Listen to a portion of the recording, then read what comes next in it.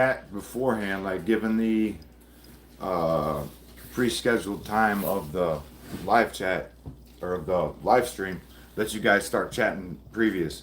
And I was checking out the conversation over here, and that's kind of funny. Um, let's see, I got to get you guys pulled up over here. I haven't gotten the snake out yet because usually it takes a few minutes for everybody to get in, so I figured I could wait a minute. You channel on YouTube, yeah. I swear there's a way, like, so some of you probably wondering, oh, let's see here. Here's my live feed. Let's see here. Here's my live feed. Oh, yeah. I don't know if I did this right because I scheduled the live and now it wants me to go to this other one. So I don't know if I did it right, but I think, okay, so when I schedule my live streams, it wants me to have to go live on the link that I put up, and I didn't realize that. So my bad if you didn't find it right away. Let's see here. Maybe I can go back to the other chat. It's always a fiasco with me, isn't it? It's great. It's great. All right. So let's go to my channel. Because everybody is over on this other stream. I'm sure of it. Waiting for me to start. Let's see here.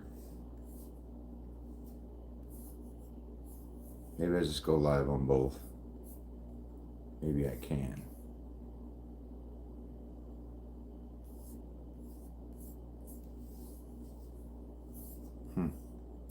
This is crazy. I've never. Okay. Okay, Candy. So I have a question for you.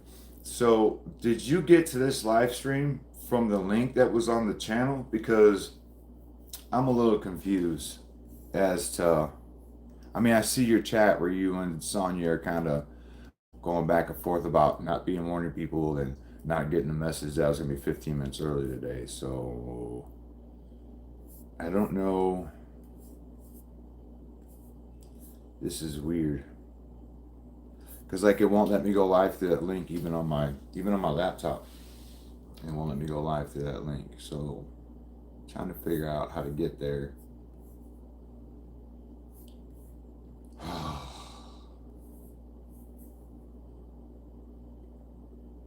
Let's see, share, save, playlist, live stream. Nope. It's not. I'll just keep the live here. Hopefully everybody from the other thing finds their way over. That's a lot. All right. So how's everybody doing this morning?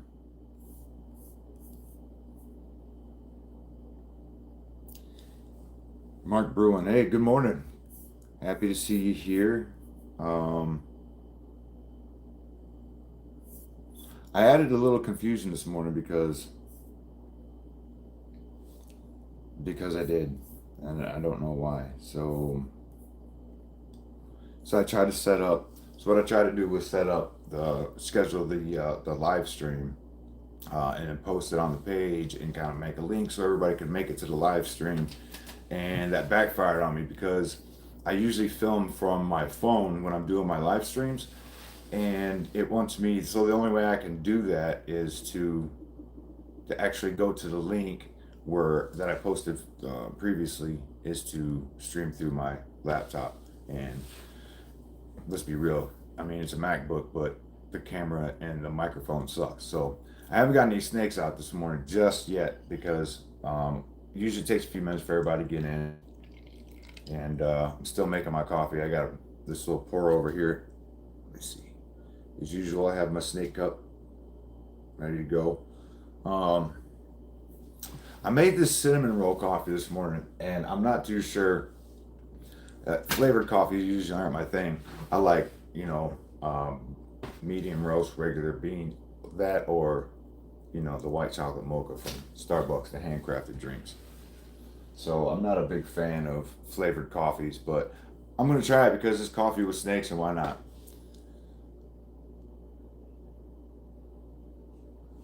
Hmm. So I wonder if we can remove these comments because let's see what Herschel is doing this morning. Can you guys? I don't know if you guys can see him. Let me turn the camera just a little bit here. There he is. You guys see him in there? Let's see if we can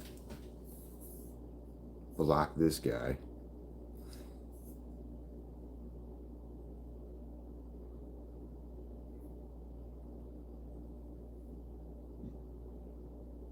Okay, there we go. Good morning, hello. I'm just getting ready to get Herschel out here. Herschel was recently on a feeding strike. He would not. I could not get him to eat. I don't want to mess this enclosure up here. I could not get him to eat for a few months, and I think it was because his breeding season. It was breeding season, so um, I think he was just kind of throwing a fit. Let's go back this way. There we go. I think he was just kind of throwing a fit. So over here is my other snake room, and I had to hang a curtain to keep the heat in there because as you can imagine, having 15, 16 enclosures in a room heats it up pretty good. So trying to divert some of that heat to stay in there and save on electricity bills. Uh, I did appoint a topic today because after last week's live stream, I got a whole bunch of questions about bioactive enclosures and all that. Welcome, Cassandra. Glad to see you here. I got a bunch of questions about bioactive enclosures and substrates, and so then I went to film this short to kind of talk about how I build my substrates for my bioactives, and it turned out horrible. Yeah, I'm gonna film another one today, and hopefully get the right angles because the other one the camera was too close. I didn't have the right zoom on, so it didn't really work out. I posted it and then I watched it, and YouTube sometimes will reframe your video, and it made it even worse. So I was just like, well, I'll just film another one. It doesn't take long. But I had somebody hit me up about bioactive substrates and how I build my bioactive enclosures and the few key things that I do. So I kind of wanted to talk about that a little bit. Hopefully that person's here. I'm not really sure. Let's see, Cassandra, you got 9 snakes, so you get it, right? You're about like me. You just love them. What kind of snakes do you have? Are they all ball pythons? Are they different species?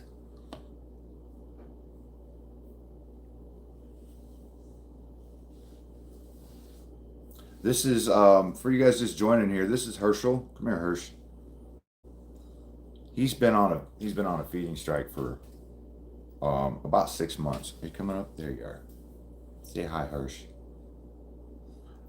He's been on an eating strike for like I don't know. It was probably 5, 6 months, and he just recently just started eating again. So and I think like I was saying before, if you were here, I think it was because he was it was mating season because I think he stopped eating around September. So I guess it wasn't really 5, 6 months. It just feels like it because I love him. You dude, you're getting stuck on your shoes are getting stuck. There you go. He just started eating again, man, and that's awesome because I loved him. He's such a good boy. Better text Sonya. She's still lost. Can you go? Okay, so I was gonna try to go on that other the other link and say, hey, we're over here. I don't know if you can. One retic, two boas. 5 balls, one retic, two boas. So I want to retic so bad. I just don't have the room for it yet. Um, so bad. And my boa, I'm waiting on a boa. I'm looking for a Hog Island boa. We kind of talked about it last week. I want a Hog Island boa because they don't take up a lot of room and they're beautiful and they're kind of rare. You know, you don't go to a lot of people's houses and see um, Hog Island boas, unless you have friends like I do. So yeah, I'm in love with it. I watched Dave Kaufman's boa special he's got on YouTube. Highly recommend. And that's where I fell in love with the Hog Island at. So, oh, it's a mainland retake. Oh, isn't it? Right. Mainland retake. Awesome. Hey, so I want to make you guys aware that I opened up the community on the YouTube channel. So you guys, because we're always talking about your guys' snakes, and I really want to see them. So I think it'd be really cool if you go on there and just post some pictures of your snakes, because there's a lot of you that come here every week and we talk about your snakes, and I really don't get to see them. Um, and I don't know. We're gonna have to figure out some way to get you guys so we can kind of comb through everybody on a live stream, like a Zoom kind of thing, um, which would be really cool. And then we can get everybody's. Maybe we can get a bunch of people's snakes on the show on the channel. So I think would be kind of exciting. So yeah, go to the community section where you can post on my YouTube channel. Post the pictures of your snakes there. Let me see what you got, because like I said, a lot of us been talking for a while and I haven't gotten to see your snakes. Um, so bioactive substrates.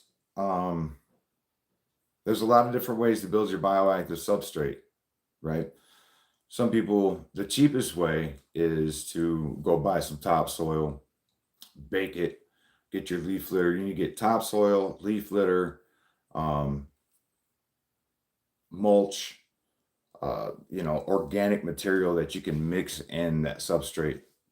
This way, the soil will break it down naturally, and it'll become. Oh, look, Bitsy decided to claw the box in the middle of the live stream. She's sharpening her claws. That's so awesome. Thanks, Bitsy. Are you done? All right. Anyways, you need organic material inside of that substrate um, before you go and lay it in your enclosure. Because why are you? There you go. Okay. Because you want the soil to be alive, and you need it to be breaking down organic materials to kind of feed itself. I've I've been a gardener for a long time. I've grown my own vegetables and stuff, so soil is kind of a big deal to me. But the easiest way to do it, because if you do a topsoil mix, you're gonna have to bake it. I don't care where you get it from. You get it from, any bag topsoil, you're gonna have to bake it and make sure it doesn't have any non-organic material in there. No pests, mites, stuff like that.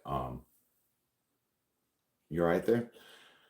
So you have to bake it at like 250, and it's recommended to do it for 2 hours, but if I do it for 3 hours. When I get my leaf litter, sticks, anything like that I might collect from all my nature walks and stuff that, you guys, you know, I do that all the time, go out and hunt snakes. So anything I find out there, I always bake for 3 hours at 250. I wash my sticks down. I do everything I can to ensure that anything that's going into my enclosure is just as clean as possible, as sterilized as possible, because I don't want to harm any of these babies. I mean, they're my world. Um, so that's the cheapest way, right? To start with a topsoil base and mix in your organic material. Um, but the easiest way, and I think a lot of people, when they're first trying to do their bioactive setups, are really nervous about how to do it correctly. And there's a lot of wrong things to do. Um, but if you just want to get it done and you don't want to bake and you don't want to worry about it, you can say, if you got a 40-gallon tank, you can start with a 24-quart bag of Reptisoil. It's reptile ready, it's cleaned, it's pretty sterilized. So, and that's a brand that I use when I built Dorothy's enclosure. when I bought her bioactive the other day, that's what I used, a 24 quart bag of Reptisol to start with. And then I put in high tan leaves. Yeah, we'll get to leaf litter in just a second, but that's a great question. I use leaf litter that I find. That's what I use. I don't like using leaf litter from um, pet supply places. I think it's overpriced, and basically it's going to do the same thing in my that I want it to do.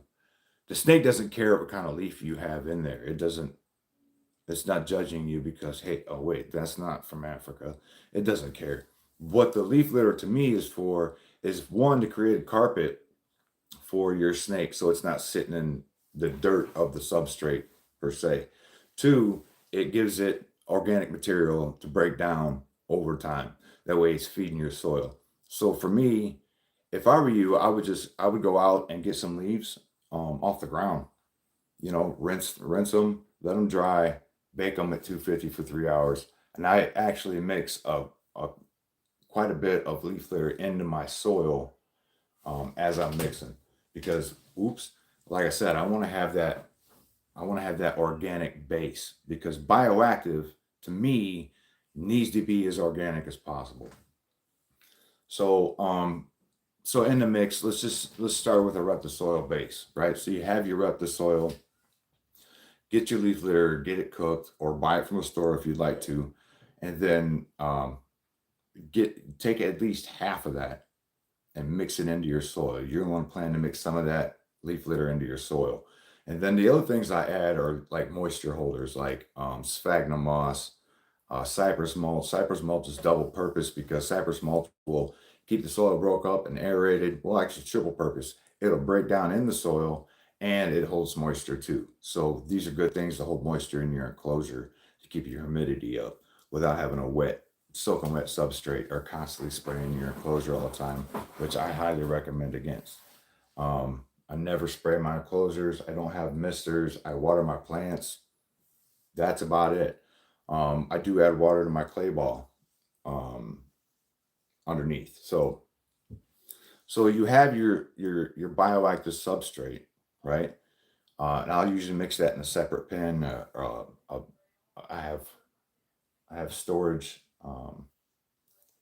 I have store. I can't. I'm not thinking right. I have storage containers that I mix them up in, and then so when I'm getting my tanks ready, what I'll do is I don't know if I can show it here in Herschel's enclosure. He's wanting to go back pretty bad. I don't think you guys can see it, but his is bioactive. All my enclosures are bioactive. But the first layer you're going to put down is clay balls, and some people go the cheap route and they use lava rock for like a drainage base. Um, some people don't even use a drainage base. It depends on the species of snake you have, but particularly on this channel, we talk a lot about ball pythons, so I'll stick to that. Um, I put a drainage layer down there, and what I don't see a lot of people using their drainage layer for is to wick their substrate. So I have about a layer, at least a nice layer of clay ball first on the very bottom right of my enclosure. And on top of that, I do a landscape fabric or a weed blocker that's porous so water can come through and sit in that drainage layer. And then I'll add my substrate mix like we talked about a minute ago. Um, and I add all that, and on top of that, I'll take cypress mulch, rep the chip, and I'll kind of do a mix and create a carpet across the dirt before I add anything. Before I add hides, sticks, plants, anything like that, I put a carpet across because I don't want my ball python sitting in dirt all the time, right? Like they live in burrows, but it's kind of not their thing. I feel like they think it's more comfortable. And these particular my 4x2x2 PVCs built to you by brought to you by Cody's Custom Enclosures, Cody's Exotics and Custom Enclosures. Um, Cody put in this shelf here for me, right here. Where can you guys see my hand at? I don't know, it's backwards. So this white line here, that's my shelf. And I just have rep the chip up here. Just plain old rep the chip. And I just did that because I wanted them to have, so the bottom layer is bioactive and this top one is not. It's just rep the chip. And it gives them a nice dry place to be, different substrate to be on if they want to escape that substrate and try something else.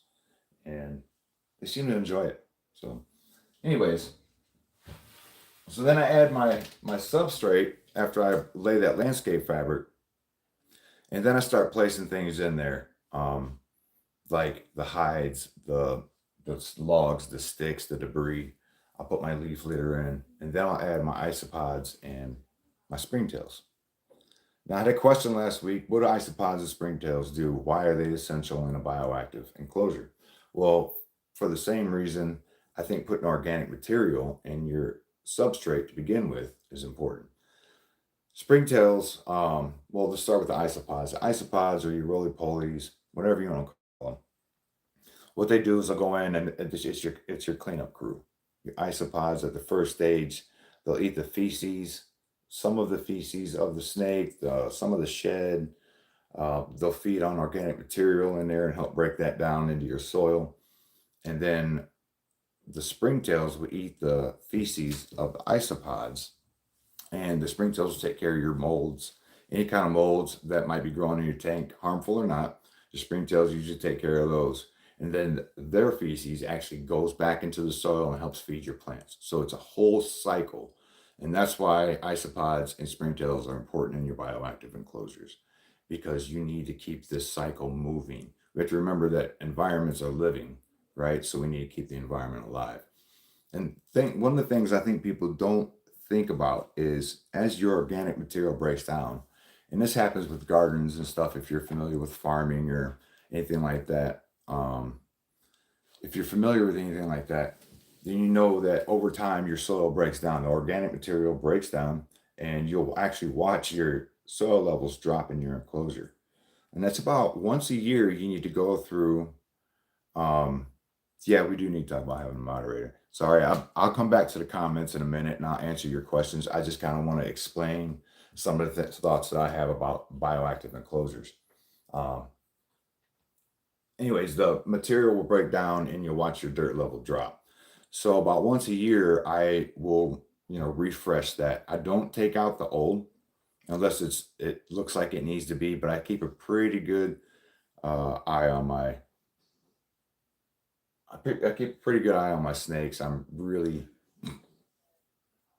what's a good word? I'm really retentive. Okay, I love to make sure that they have the best enclosure possible and they're having the best experience possible. So, with that being said, once a year, you're still going to have to add to your substrate, because that organic material is breaking down and your plants are eating it, and that's how dirt's created. So you have to add to that about once a year. Usually, and I don't know if it's once a year. Maybe years might break down depending on how your bioactive substrate is set up. I would guess how fast it breaks down. Um, but you keep an eye on that because that you want to keep the substrate thick enough for your plants to grow and hardy and healthy for them to get the right nutrients. Right. Bioactives. Here's the one good thing I think, because I don't think your snake gives. I don't think it cares, honestly. I mean, I know people that keep their snakes in tubs and rack systems. People who keep them on, regular substrate like rough chip, stuff like that, and they do just fine. I'm sorry, buddy, I didn't mean to scare you. Um, and they do just fine. But the one thing I think that bioactives have an advantage on over non-bioactives is the humidity. Um, Even in my glass enclosures, because I still have some 75, and even though I don't recommend you get them, I know, but I keep real good security on them. Anyways, I do have some glass enclosures still, and having bioactive, even in my 40-gallon and my 75-gallon and my 100-gallon enclosures, even though they're glass, man, the humidity is great. I mean, it's great. And I guess one of the things I didn't mention was with your clay ball underlayment, right, in your drainage layer, I keep water in there. I try to keep an eye on my water level under there. So I have a corner that I'll go in and kind of pull back and look and see if those clay balls are wet because I want them to stay wet. And I do that about every 2 weeks or so. And what that does is it acts as a wicking system for my substrate. So I'm not constantly having to add water all the time and mix up my substrate and disturb everything and risk harming the root systems of my plants that are in there. I mean, it just seemed like a good idea, and I hadn't heard a lot of people doing that. They were using them for drainage layers, which is great, but then to use it also to wick your substrate, it's like a no-brainer. So I try to keep a little bit of water in there. Okay, you keep your tail in there.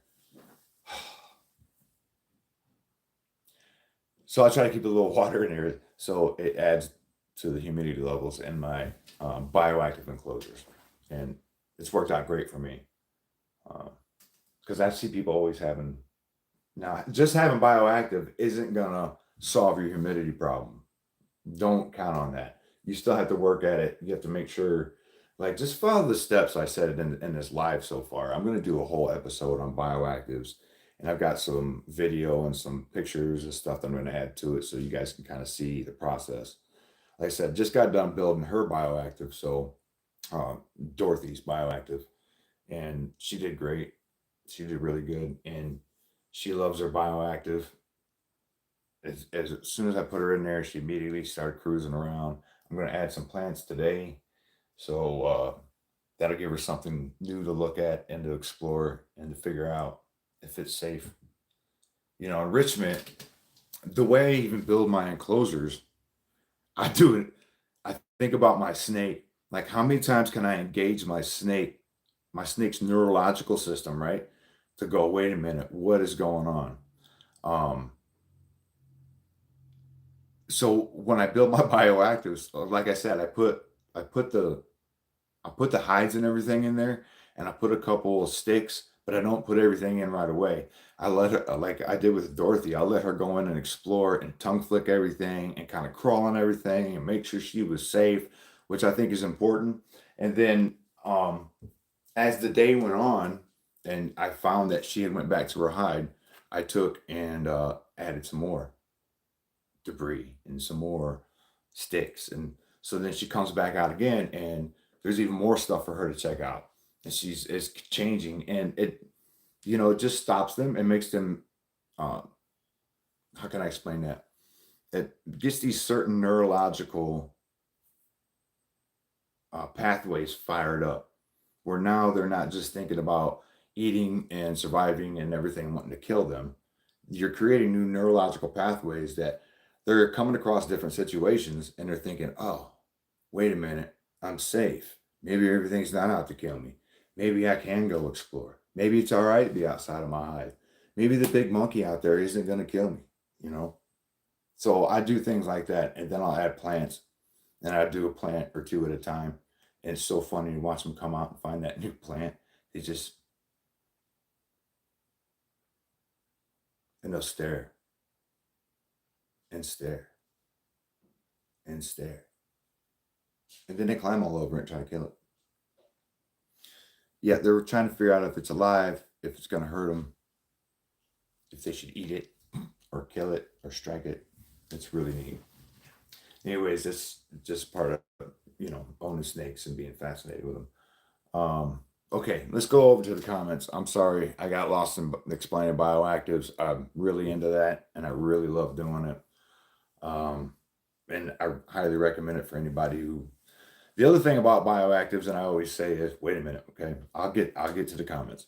The other thing I say about bioactives is it keeps you more engaged with your snake on a regular basis because you have to go in, you have to clean up, you have to check on your cleanup crew, you have to, I feed my cleanup crews once a week. Every now and then, I'll sprinkle some fish flakes in the enclosure around where I know they're going to be at. So, and that way, I'm ensuring that even if they're not finding enough food because they multiply quick, they have a sustainability. So, it keeps you in that enclosure because like I said, you have to go in there. You're in there, you're looking at your plants and you're watching it, and um, it gives you more of a opportunity to engage with your snake and for your snake to get used to you being in the enclosure. And I think it creates a better relationship with your animal. So that's the other great plus about bioactives. All right, to the comments. I'm sure half of these people are gone already, but let's see here. How many snakes do you have? Cassandra, I have 17. 17 snakes. I got to count them again. I have 17 snakes, mostly ball pythons. I have a couple colubrids. Um, and I also have several bearded dragons. I have redfoot tortoise. My daughter owns some guinea pigs, which I know 17 snakes and guinea pigs, not a good idea, but we make it work. So,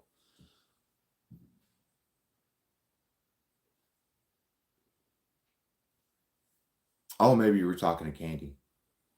Candy, yep, Candy's got a couple hog nose and a corn, which I'm hoping she's going to post on the community chat so I can see him finally. Um,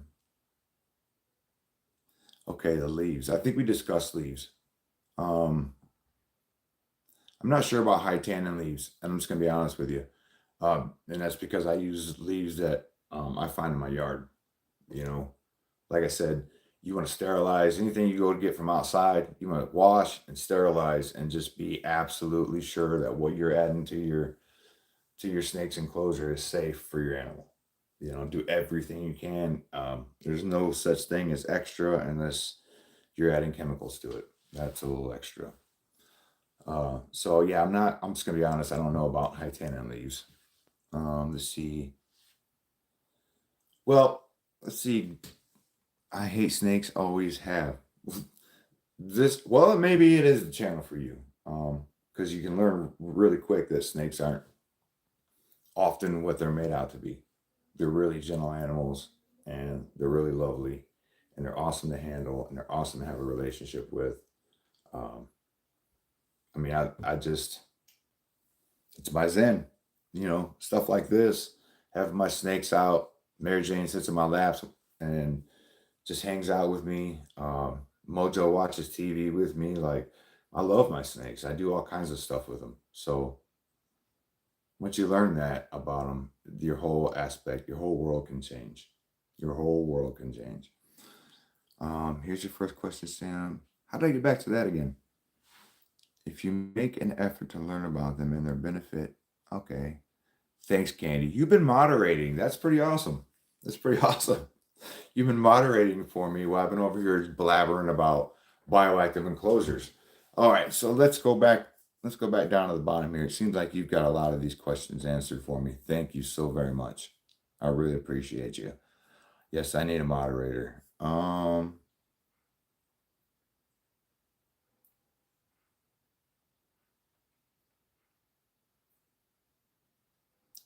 Hi Ross.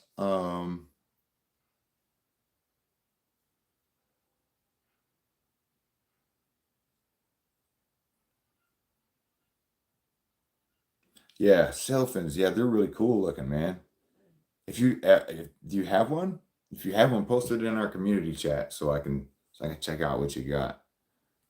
I love all reptiles, right? I love all of them.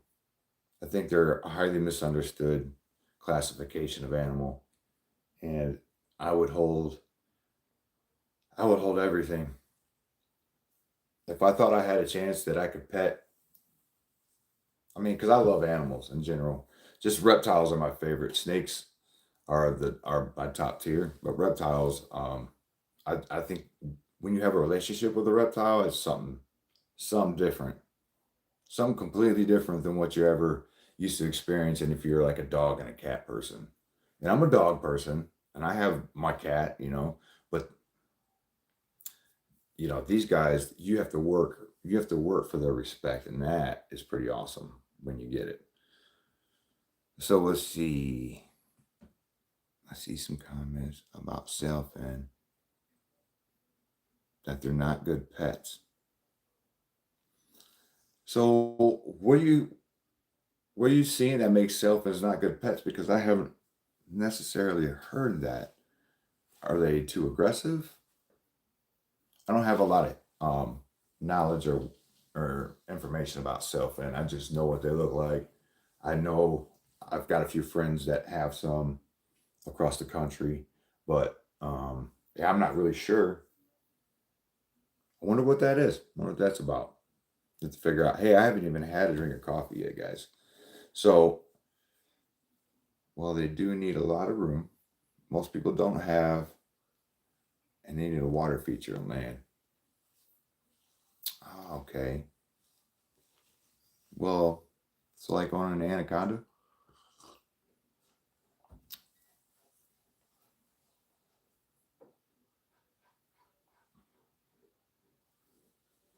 Snakes are not evil. I'm sorry if your books told you that, but snakes are not evil at all. They are precious. They are soft. They are curious. They're smart, and they're wonderful pets. I'm sorry if you feel that way. But what are you doing back here, dude? That is not the face of anything evil. He is so sweet. He really is. Um. Oh, okay. All right. I mean, it's fine. We know what to do with religious fanatics on here. I'm sorry you feel that way. Um, but we don't talk to each other like that on this channel. We respect one another and we show compassion, humanity, and love. That's what we show on this channel. Uh,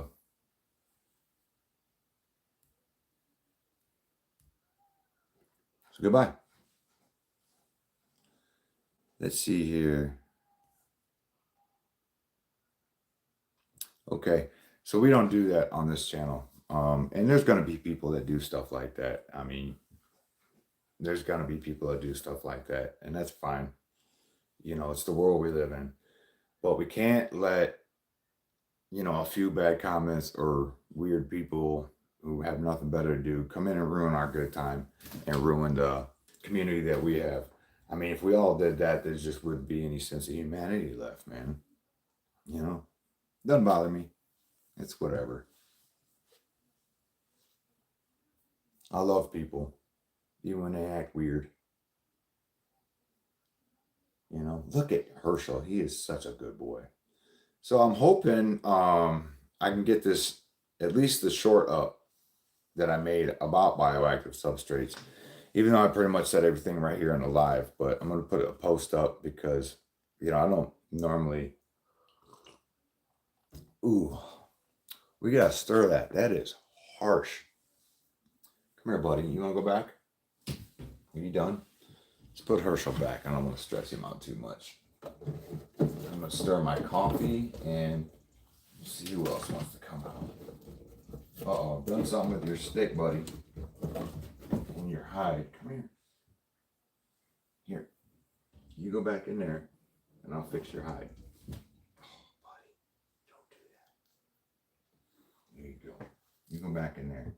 I'm going to fix this, okay? The other thing I don't do, which my snakes tend to appreciate, is I don't force them back in. I got Herschel here in my lap. Let's go this way a little bit. I'm just going to let him crawl back in. I want him to go on his own. I don't want to, some people play with their tails and just plop their snake back in. I don't tend to do that unless they're extremely nervous and I know they just want to be sat down, left alone. I usually just put them in and let them find out. They figure out. They'll take a minute because their brain processes are slow. They'll tongue flick in there and figure out, oh, this is my enclosure. And then start to crawl in. I just let them do it that way. It's just less stressful for them, I think. Let's see here. All right. I think Archimedes would be another. She's just up here. What we got going on over here? Yes, Herschel's time has gone off for sure. I need to stir this. You get to excuse me just for a minute.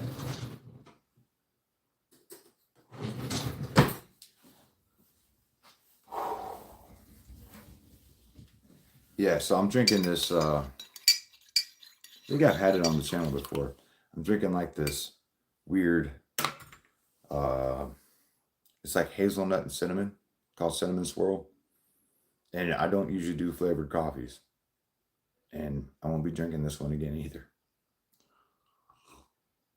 It'll work though, and I'll drink it for you guys because we got to try new stuff. All right, let's get Archimedes out.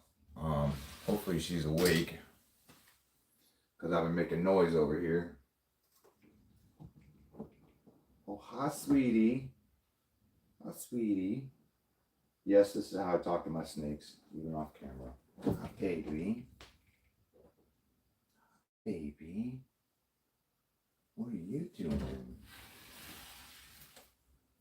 Look at Archimedes.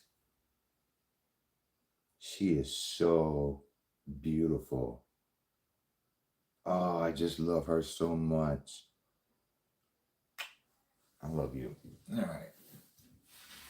Let's put your leaves back in here. This is the other problem with bioactives.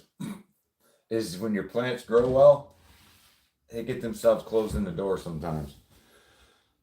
Nothing I can do about it. Let's get back over here. Hey, did you guys see this sign back here? Right, it says you can't buy happiness, but you can buy a snake, and that's kind of the same thing.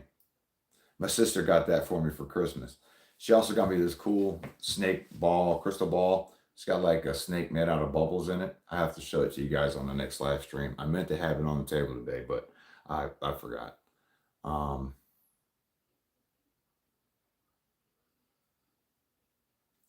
Good sign, yeah. You're still in withdrawal. You're not drinking coffee still? Are you kidding me? Congratulations. I'm never going to do that.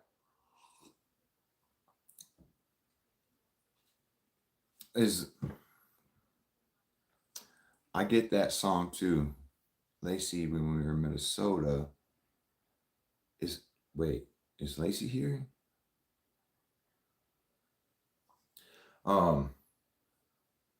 Lacey's here. Oh yeah, yeah, yep. But my sister got me that sign, and I have the when I went to Minnesota with Sonia was there, with Bob Bledsoe and Dave Kaufman and Lacey and everybody. We had a great time. But I have just some cool memory stuff that I need to get put up in the background for everybody to, just kind of build the background. Morning, Billy. Thanks. Thanks. This is Archimedes. This is one of my snakes. And Archimedes, if you're familiar with the channel, then you know she's my BFF. She's a little jumpy this morning because I think I woke her up. But she's just a sweet baby. Yes, you are. She's banana. Just banana. Just banana. She's only got a single gene going on there that I know of, and I love her. This is my favorite. This is my favorite snake. Out of all the snakes I have, this one here, I love spending time with her. Her and Mojo. If you follow my channel, or if you follow my socials or anything like that, because we're on Facebook and Twitter and all that stuff. We're on all those, and so you see Mojo a lot, like a lot, because Mojo likes to come out in the evenings and watch TV with me. Excuse me.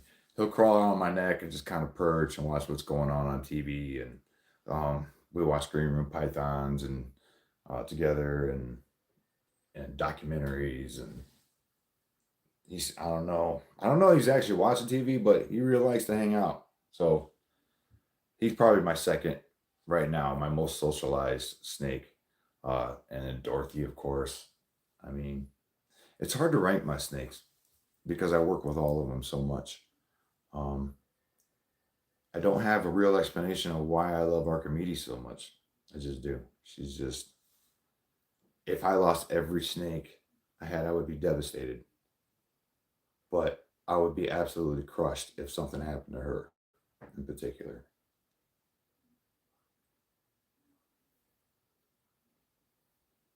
Okay. Oh, we got another one? That's fine. Um, yeah, I got next week we're gonna do a moderator. I'll talk to you guys about it. There's a couple of you on here I'd like to see do something like that. So goodbye.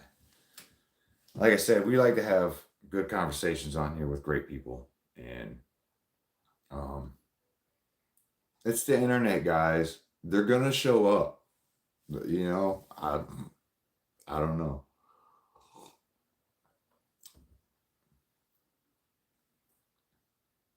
They're gonna show up. They come in droves. It's fine. Doesn't matter to me. As long as we keep our community going, right? So is anybody else drinking some coffee today? Or so Candy, I know you quit coffee. Um, I'm never gonna quit coffee. So you drinking Red Bull? Is that what you're doing today? Or are you making a healthier choice? Archimedes. Let's see.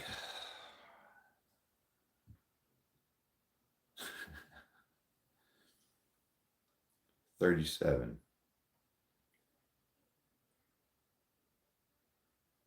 Monster and Coke. I need some sugar. Monster and Coke. Oh, Monster is so okay. I'm not gonna bash any products on here in case they ever want to be sponsored. Oh, I should probably apologize about Reptilla last week. I didn't mean to call out Reptilla bowls specifically because it's the type of reptile bowl that you find in a typical pet store, and I don't like them. I think, what are you doing here? I think they get this nasty film on them, and I can't. I don't know, and it happens so much quicker with those particular bowls than um than the dollar store bowls that I use. I just use hefty bowls. When they get if I think they get too nasty or too messed up, I just throw them away and buy more. I they're not single use plastics, so don't get on me about that. Um, hey Casper, glad to see you back, man. Um, yeah, it's they're not single use plastics. It's just I'm really finicky about how I the things I give to my snakes and I keep with my snakes. And if I notice that I can't wash off, the calcium deposits or the bowl's getting too scratched up, I just get rid of it and get a new one. So um,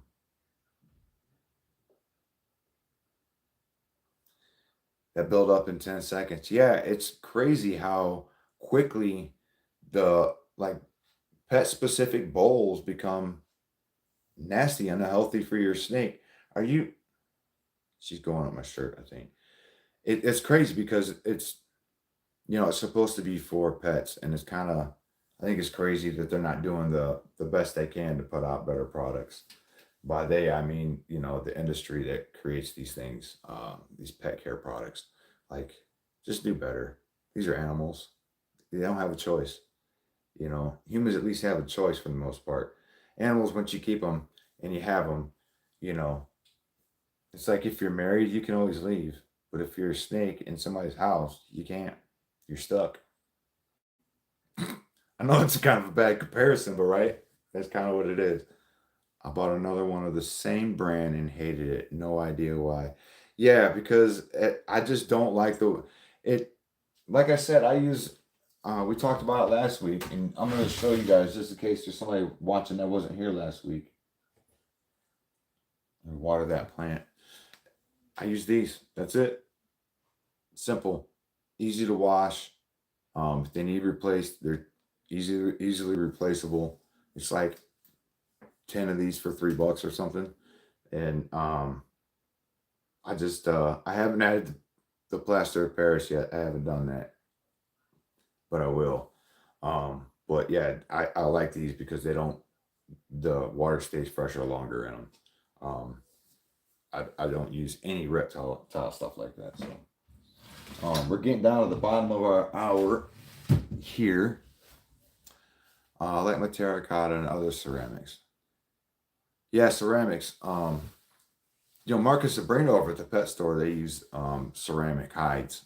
So the half ceramic pots are what they use for hides, and the snakes seem to love them. Uh, and it keeps the enclosure nice and moist because they'll pack, some sphagnum moss back in there and keep them um, nice and humid. And then the ceramic, of course, the terracotta, of course, heats up. It stays warm. So my only thing with terracotta is just don't put it too close to your heating element, because then I'm always afraid that I'll have the same effect as like a heating rock or the electric under enclosure heating pads. You can burn your snake. I try to keep those things away from there. Um, but I don't have terracotta in any of my enclosures. Everything in my enclosures is organic, natural, and as you can see, my heat source, I use heat panels, so it does a really great job. Yeah, Candy, I tried the penny thing. Right. And here's my thing with the pennies is I thought about suggesting that before because you're right, it's antifungal. It's not antibacterial, and right, it has to be pre 1983. Um, Money is one of the dirtiest things that we touched. You know what I mean? And not that I think it's a bad idea, because obviously it's going to do good to keep the water better for your snake, but sanitize the crap out of that penny.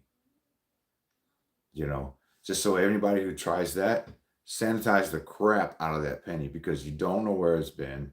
You don't know how many. You can look on pennies and see the little buildup of crud. So I would be scared of that.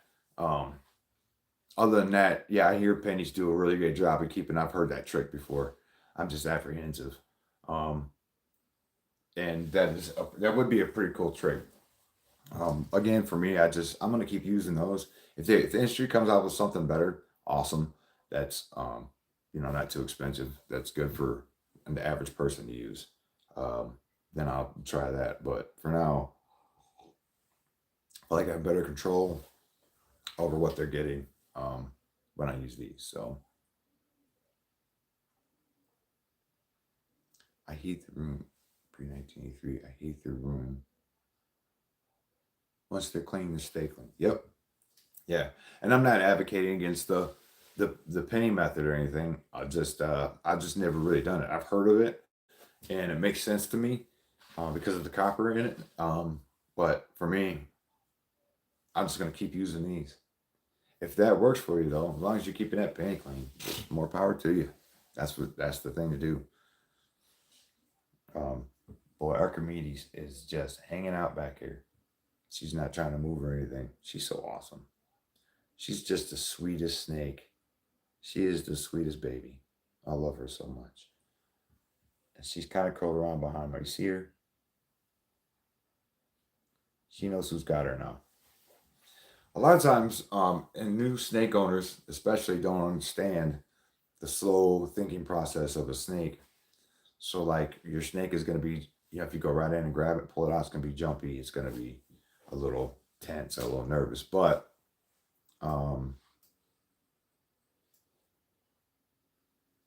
um, once you've got them comfortable and socialize with you, you just give them a minute to figure out what's going on. Uh, the other little thing I do a lot of times, especially when I first get a snake, is when I first start pulling them out, I'll put them around my neck first so they know this is the beginning of being handled, of being out, of free roaming. This is the first step. And so Um,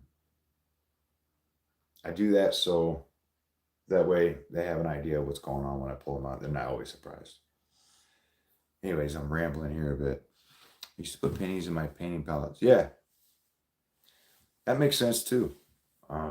Early on, years ago, I heard about putting pennies in your water dishes, and I know a lot of people do it. As long as your animal's getting the best care you can give it, right? Too many L's in there. I don't know what you mean by too many L's. I'm not sure. Not really sure. This coffee is horrible, you guys. Oh, oh. I mean, it's still got the coffee flavor, but no, never doing this again. I just ball them up in my hand. Yeah. Yeah. I mean, around the neck, it's just nice for them to have a routine that they can recognize the behavior that you're displaying and can interpret into what's going on next, right? That's all. It's create a routine with your snakes so they're not so, okay. Oh, you're going to poop. Did you hear that? You're not going to poop on me. Come on, sweetie. That'll be fun for you guys, right? To watch Archimedes poop on me. She's going back. I heard that. I heard that. She's not going to poop on me. I heard that bubble in her stomach move. That's not. So, just for your guys' pleasure, Archimedes. Mojo pooped on me last week. All on me, all on the bed. He got me. Get your butt in there. You're not going to poop out here. There you go. I'm sorry, baby. There you go. All right.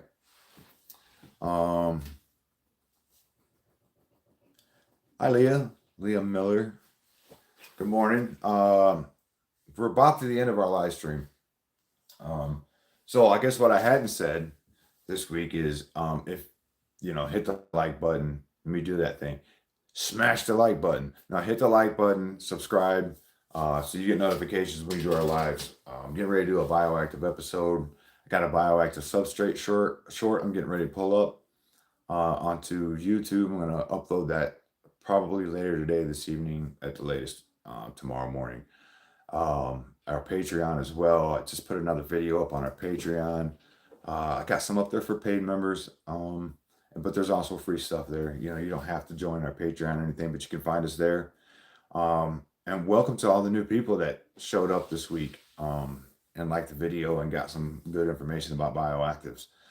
I feel like this was a pretty good live this week. I just kind of had a lot to say, I guess, about bioactives and snakes and whatever else it was we talked about. Nasty coffee. But you gotta go check out all the socials. We're on Instagram and Facebook, Earthbound Misfits, Exotics, and more. YouTube, all the places. Just go follow us everywhere, and you'll figure out where we're at, what we're doing, what's going on next, and like and subscribe to the channel. Like the videos. Check out some of the videos. I got an assisted shed video up that's been getting around quite a bit lately. Some pretty cute shorts, some funny shorts. You get to meet more of my snakes and see the different types of genes that I have in my collection. So just kind of explore around, get to know us a little bit, and hopefully we'll see you next week. All right. So until then, stay wild, keep your feet on the ground. Take care, everybody.